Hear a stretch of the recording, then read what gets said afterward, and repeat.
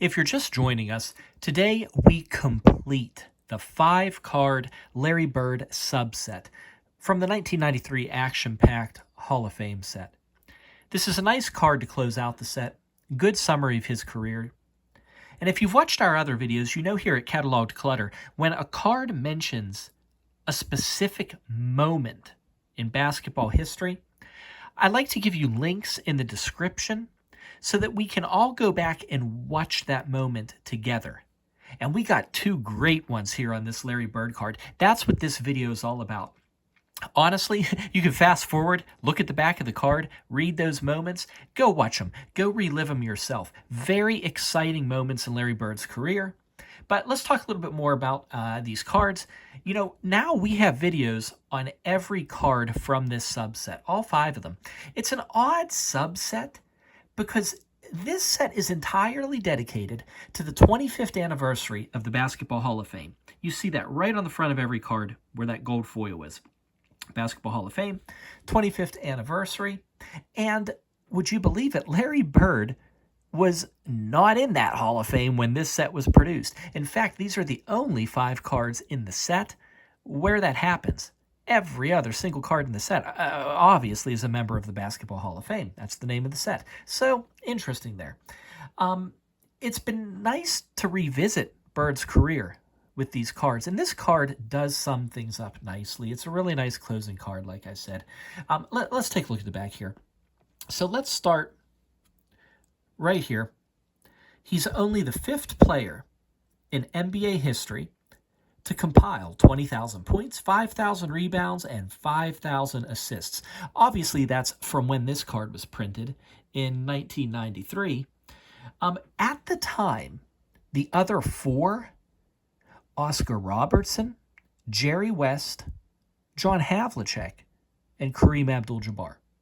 Now, a lot of people have done this now. Today, I'd say there's less than 20 players who have reached these landmarks.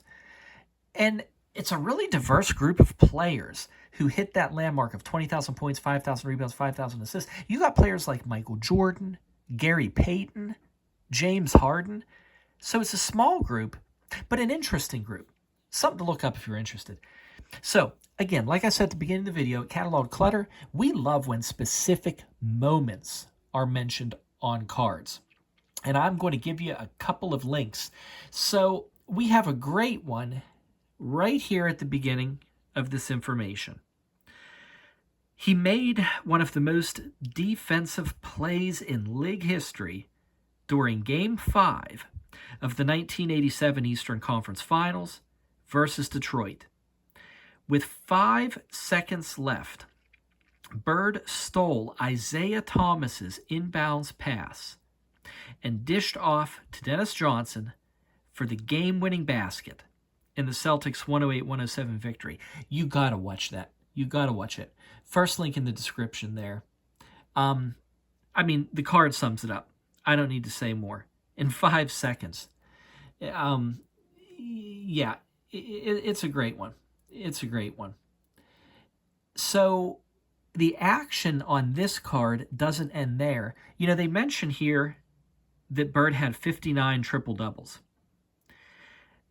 But this specific one, the last one, March 15th, 1992, double overtime versus Portland. Despite playing with a sore back that sidelined him for the first half of the season, Bird drilled a 3-pointer at the end of regulation to tie the game at 126. That was the first of those 2 overtimes. It's more interesting than that. It wasn't just that 3-pointer that sent the game into overtime. Again, this is the second link now, but you got to watch this last triple-double of Bird's. I got highlights from the game in the description. Wasn't just a 3-pointer. The Celtics were actually down by 5 with about 12 seconds left.